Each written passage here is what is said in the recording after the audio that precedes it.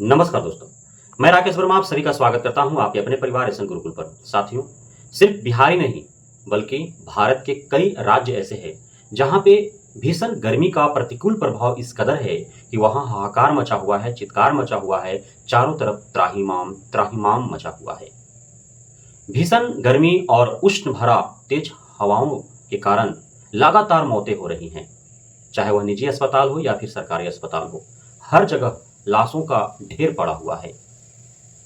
निजी अस्पतालों और सरकारी अस्पतालों को लाशों को उनके परिजनों तक, उनके घरों तक भेजने के लिए उनके पास एम्बुलेंस कम पड़ जा रहे हैं। सरकारी अस्पतालों में स्टाफ कम पड़ जा रहे हैं लाशों को निकालने के लिए, उनके एम्बुलेंस तक पहुंचाने के लिए। बर्फ की सिल्ली कम पड़ जा रही है इस भीषण गर्मी में लाशों को सुरक्षित रखने के लिए, ताकि प्रदेश में रह रहे परिजन आ सके और उनका दाह संस्कार में सम्मिलित हो सके। इस प्रकार की पूरा हाहाकार मचा हुआ है।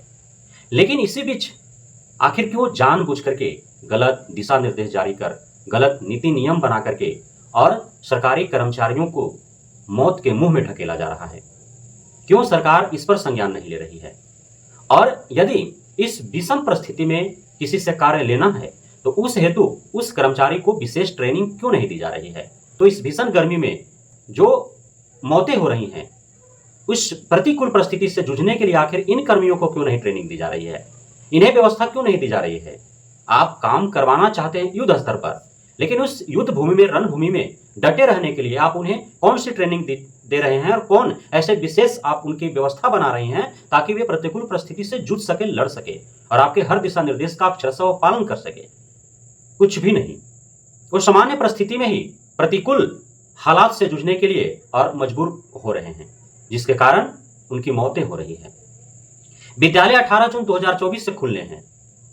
जो कक्षा प्रथम से 8वीं तक के जो प्रारंभिक विद्यालय हैं, उन विद्यालयों को तो छात्र छात्राओं के लिए 18 जून और 19 जून तक के लिए तो बंद कर दी गई, लेकिन शिक्षक शिक्षिकाएं, शिक्षकेतर कर्मी सभी विद्यालय में उपस्थित रहेंगे और शिक्षकेतर कार्यों को वो संपन्न करेंगे। 9वीं से 12वीं तक के विद्यालयों को पूर्णतः खोल दिया गया, छात्र छात्राओं के लिए और शिक्षक शिक्षिकाओं के लिए भी।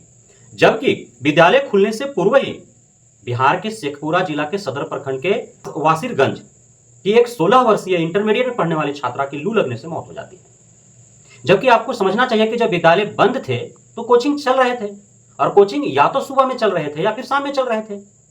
और जब सुबह या फिर शाम में कोचिंग जाने या आने के क्रम में किसी छात्रा को लू लगने के कारण मौत हो जाती है, तो फिर विद्यालय में जबकि 6:30 बजे अधिकांशतः ग्रामीण क्षेत्रों के समाज के अंत में बसे हुए लोगों के बच्चे, गरीब, किसान, भूमिहीन, मजदूर के बच्चे, जिनको सुबह में अल्पाहार की कोई व्यवस्था नहीं मिल पाती है, 90% मॉर्निंग विद्यालय जो जाते हैं बच्चे भूखे पेट जाते हैं।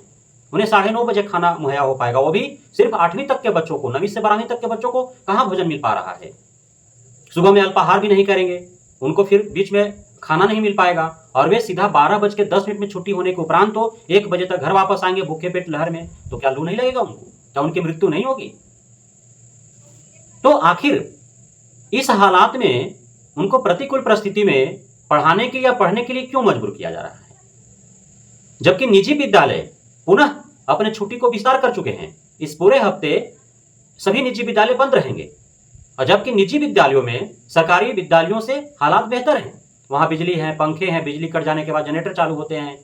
कई ऐसे बड़े विद्यालय हैं जहां पे एसी लगा हुआ है, कूलर लगा हुआ है। बावजूद इसके, क्योंकि विद्यालयों में ही एसी कूलर लगा हुआ है, जनरेटर की व्यवस्था है, बिजली की व्यवस्था है, लेकिन लू विद्यालयों के अंदर नहीं। लू तो आने जाने के क्रम में लगेंगे। सरकारी विद्यालय में तो विद्यालयों में क्लास चल रहे हैं और उसी दौरान शिक्षक बेहोश हो जा रहे हैं, शिक्षिका बेहोश हो जा रही हैं, छात्र छात्राएं बेहोश हो जा रहे हैं, उनके नाक से ब्लीडिंग स्टार्ट हो जा रहा है, उनके मुख से खून भरा वोमिटिंग आरंभ हो जा रहा है, ये बेसुध बेतहाशा बेहोश हो जा रहे हैं। और कहीं कहीं ऐसे ऐसे विद्यालय हैं जहां पे आसपास में कोई दवाखाना नहीं है, कोई क्षेत्रीय चिकित्सक नहीं है, और इलाज के अभाव में कई शिक्षक शिक्षिकाएं और बच्चे जो हैं वो मौत के गाल में समा जा रहे हैं।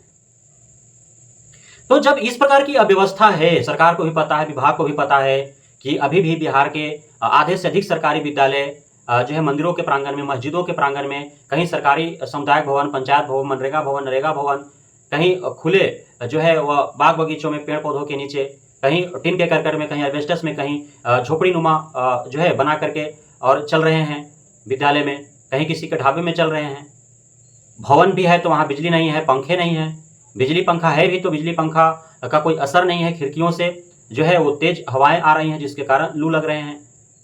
तो जब तमाम इस प्रकार की प्रतिकूल परिस्थिति है तो इसमें क्यों आखिर जूझने के लिए छोड़ा जा रहा है शिक्षकों छात्र-छात्राओं का? आप पहले भौतिक सुविधा मुहैया कराएं, उसके बाद काम ले प्रतिकूल परिस्थिति में। सब लोग तैयार हैं पढ़ने पढ़ाने के लिए, लेकिन इस प्रतिकूल परिस्थिति में, इतने भीषण गर्मी में, इतने उष्ण भरा तेज हवाओं के बीच कोई भी गार्जियन अपने बच्चों को भेजने के लिए तैयार नहीं है। शिक्षक शिक्षिकाएं विद्यालय में जाकर के करेंगे क्या जब बच्चे रहेंगे ही नहीं विद्यालय में?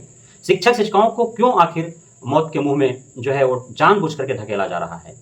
शिक्षक रहेंगे तो ही शिक्षा रहेगी, और शिक्षकों के यदि शोषण करना, प्रताड़ित करना आप बंद नहीं करेंगे तब तक गुणवत्तापूर्ण शिक्षा की कल्पना नहीं कर सकते हैं।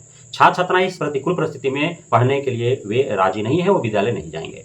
इसलिए तो अब आप शिक्षा विभाग स्तर से, शिक्षा मंत्रालय स्तर से बिहार सरकार मुख्यमंत्री घोषणा करें कि पूरे जून माह तक के लिए गर्मी की छुट्टी विस्तारित की जाती है, ताकि इस प्रकार के कहीं कोई घटना न हो जिसके कारण किसी माँ का गोद सुना हो, किसी के बुढ़ापे का सहारा छिन जाए या किसी का आश्रय ही खत्म हो जाए।